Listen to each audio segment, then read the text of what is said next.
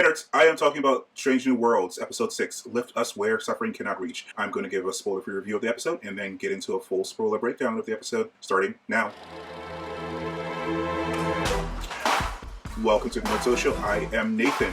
I'm coming to you solo this week because we had some scheduling conflicts, but I'll have more of the team with me next week. I will say before I start, if you just want to jump to the spoiler breakdown, there should be chapter information either below or over there. All right, so the spoiler-free logline from Paramount is a threat to an idyllic planet reunites Captain Pike with the lost love of his life. To protect her and a scientific holy child from a conspiracy, Pike offers his help and is forced to face unresolved feelings of his past. So this is a good episode. I think there are some weaker elements of it because it mostly focuses on Pike, which isn't bad in and of itself, but I think some of the other episodes had a little bit more highlights of the rest of the crew. I would say, just from the spoiler-free log line, idyllic worlds come up a lot in Star Trek. We have, from Trek canon, TOS, the Apple from Season 2, and we have Paradise Syndrome from Season 3 of TOS. Encounter Farpoint, the season premiere of TNG, Part 1 and 2. There was a somewhat idyllic or perfect, perhaps too perfect, world there. Justice in Season 1 of TNG. The Hunted in Season 3 of TNG. Devil's Due in Season 4 of TNG. And The Masterpiece Society in Season 5 of TNG. Of course, there was also Star Trek Insurrection, which also dealt with a bit of an idyllic world. So in this episode, we get a bit of an examination of Pike's love life, as the logline mentions, but we also focus on what we've been focusing on with him since the beginning of the season, his foreknowledge of the future. As I said, there are crew highlights in here, even though they're few. La'an and Uhura get a bit of a highlight in this episode. We're starting to border on Uhura maybe being used a bit too much. I'm not sure if she's going to have a Wesley Crusher / Tilly issue. I like both of those characters, but some people don't because they were used to solve a lot of problems in the respective shows that they showed up in. So she gets to show her brilliance again in this episode, which is nice. But again, depending on who you are, that might not be the best thing because we've seen her do that several times this season already. We get a little bit more characterization of La'an in this episode. Spock is doing Spock things, scientific investigation, so a little bit of a highlight there. But there really wasn't much else with the rest of the crew. It's mostly focused on Pike, mostly focused on his relationship or his possible relationship in this episode. I don't even think we see Hammer in this episode at all. There's a little bit with the Doctor in this episode and some of the things that we discovered earlier on in this season without getting into spoilers. But besides that, it's mostly focused on the planet and Pike's journey, or Pike's issues rather. Finally, there is a bit of an examination of 18th century philosophy, ethical philosophy in this episode. It's difficult to get into how exactly that is examined without getting into spoilers. So I would give the episode a 7.5 out of 10.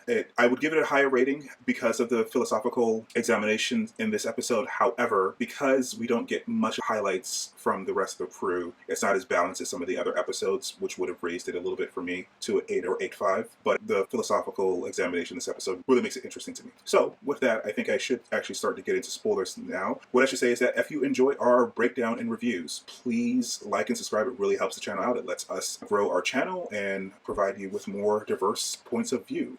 We're trying to get to 1,000 subscribers by the end of the summer. In addition, if you are interested in becoming an editor, we are looking for an editor for our channel. Please contact either me at my social media information below or using the social media information for the channel at the end of the video. All right, with that, spoilers ahead. Go see the episode if you haven't seen the episode. All right, so the twist ending for this episode, of course, is what happened to the child or the first servant of this planet. So this child, unfortunately, is being sacrificed for the perfection or this idyllic world. You may or may not be familiar with the science fiction writer Ursula K. Le Guin. She is probably most famous for the Earthsea fantasy series, but she wrote a short story called The Ones Who Walk Away from Omelas. It is a story that is obviously a heavy influence on this episode. In that story, there was a similarly idyllic or advanced civilization that wanted for nothing but the technological advancement and the peace and prosperity of the society rested on the suffering of one child, one neglected child. So it's obvious that the writers of this episode were a big fan of that short story because that short story means to examine the philosophical principle of utilitarianism. Utilitarianism, as I mentioned in the spoiler-free section, is a 18th century normative ethical theory that prescribes actions that maximize happiness for the well-being of all affected individuals. Now, this principle was first defined by the philosopher Jeremy Bentham. So, in Le Guin's short story, story, she means to test the boundaries of this philosophy. You might also be familiar with the trolley thought experiment, whereby you're given the controls of a trolley that is going to kill several people, or if you switch the track, kill one person. And you have to make a decision whether or not to switch the track to kill one person or do nothing and let several people die. Similar principles here. So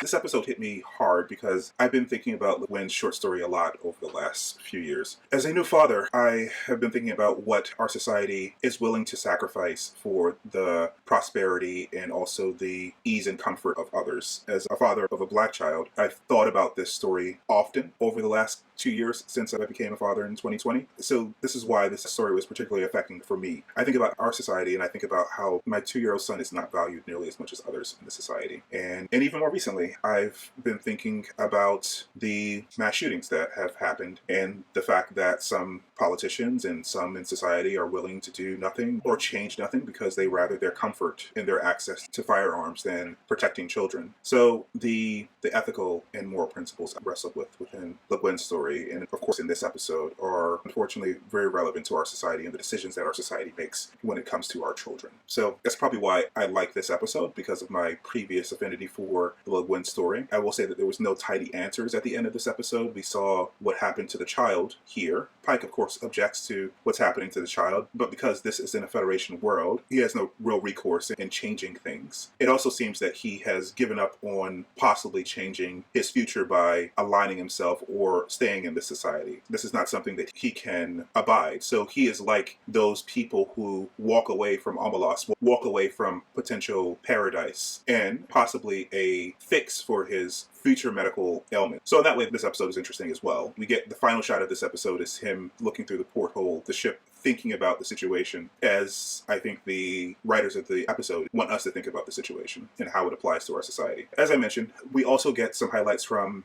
the doctor in this episode. The father of the boy who was sacrificed as the first servant decides to leave as well. So he is, again, like one of the ones who walk away from Omelas, and he decides to share his knowledge of medicine with the doctor, which may prove to be a beginning of a treatment for his daughter's cygnocemia. And beyond Pike's loss of a lover and a potential out of his unfortunate future, we also, as I mentioned, got some highlights from Lahan and Uhura in this episode. Specifically, Uhura is doing a rotation with Lahan similar to the rotation that she did with Hemmer as a cadet, and through her examination of the logs of the ship that was attacking the boy, she realizes that the language of the attacking vessel is very similar to the Magellan people, and she says that it is impossible that this could have happened without the two societies being related. So she is the one who finds out that Magellan's are lying about the people from Prospect 7. And that's the first hint that the people from Prospect 7 are like the ones who walk away from Omelas. They are the people who have rejected this society and all the abundance that it might provide for a much harder life,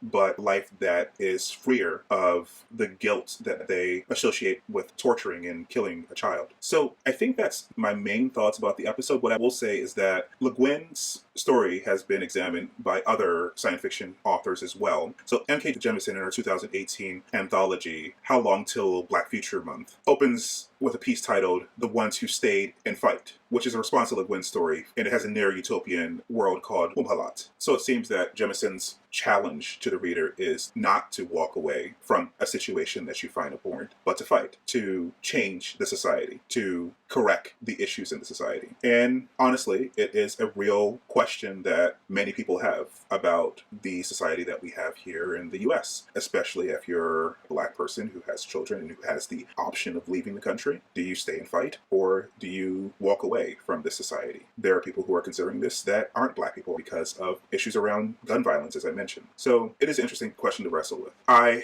honestly have considered both, and I'm interested to hear what you guys think about this episode and about the philosophical issues in this episode. So comment down below and subscribe to get more content like this, and I will see you next time with the rest of the team. All right, guys, bye.